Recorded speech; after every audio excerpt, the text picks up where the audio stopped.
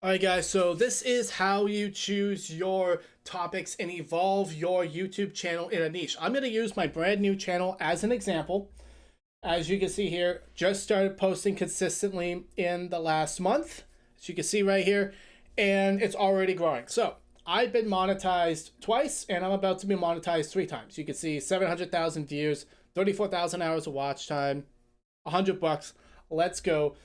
I'm going to take everything that I learned from my previous channels that are dead, and I'm going to apply them to this brand new channel that I just started, so that you guys know that I actually know what I'm talking about, and I can actually help you, right? So you have ADHD and you struggle to get your content up on time. You struggle to make content in the evening because you go to your full-time job, you're responsible, you make an income, you pay your bills, but you can't, because your ADHD allows you to lock in at work when there's pressure, but when the pressure's off and no one's making you do stuff, well, suddenly now you don't want to. You want to be a YouTuber, but you don't post anything because you get all distracted in your evenings and your weekends. Well, that's my life for the last 10 years, and I've solved the problem.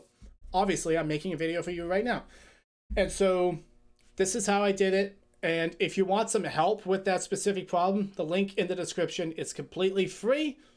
I'll help you. But let's get into, I'm going to use my own channel as an example for how I went about discovering my niche. That's right, you're going to discover your niche. This is very important. Now, let's see if I can make this a bit bigger. I can. Perfect. Sorry. Here we go. Okay. We're going to walk through the titles that I had, that I experimented with, okay? The first video I made was a commentary reaction video to another YouTuber that's already popular in the niche. As I just explained in my last video, this is the best way to grow your new channel. As someone with ADHD who doesn't have a lot of time, who doesn't have time to learn editing, you only need to learn one thing, and that's thumbnails and titles and how to use OBS software. And then you can go, right? And so I started with the broad category of religion, Christianity. That's still pretty broad, right? I did House of David, misleading or biblical, right? I tried that out. And then I made a 2-hour video on the Trinity, right? That's the kind of separate, right? It's under the same umbrella, but you'll see these things are actually kind of these videos are kind of very different from each other, right? Then it's Wes Huff explains the Book of Mark, didn't do so well. And then I did another commentary on As Mongold's point of view on religion. And then there was the shooting from ICE in Minneapolis, and so I thought I could give a religious concept tint on that. And then Drewski mocked Erica Kirk, so I wanted to do some commentary on that. And then Johnny Somali went to jail, made a video about that. Clavicular overdose on stream, made a video. But you see, it's all kind of broad, right? I thought I was going to be doing, commentary on religion and the space of the young men's issues in the day. That's very broad, right? But you see, that broadness didn't stop me from posting. I was testing it out. There is no such thing as having it figured out before you make your first video. Did I wait to make my first video? No. As soon as I decided to make the channel, I threw something out there. I have the general niche, whack.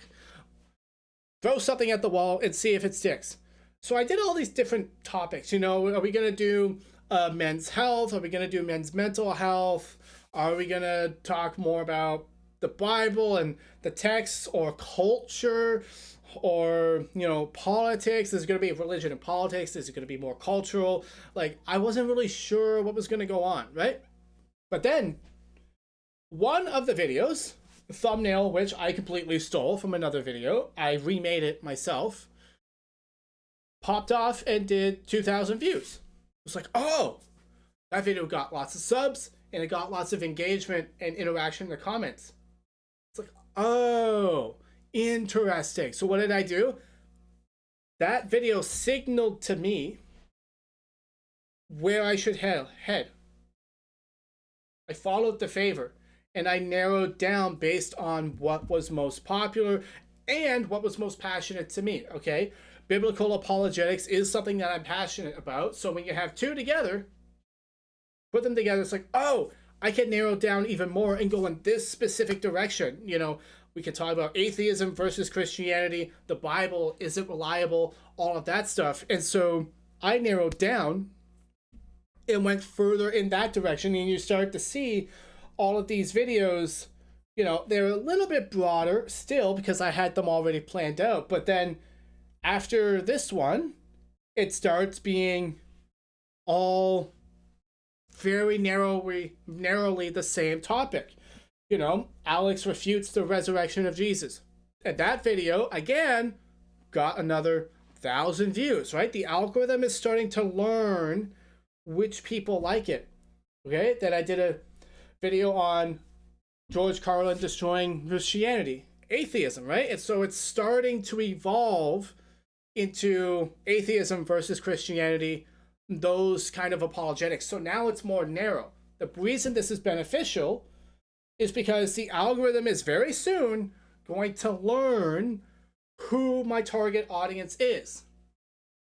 Now that I've discovered my niche and it's now quite narrow, it's going to be easy for the algorithm to find people for my videos. And then the channel is going to grow. And I guarantee you this because I've done it before. I did it last year with this other channel here, right? 2,888 views. We just made the same thing over and over and over and over and over again.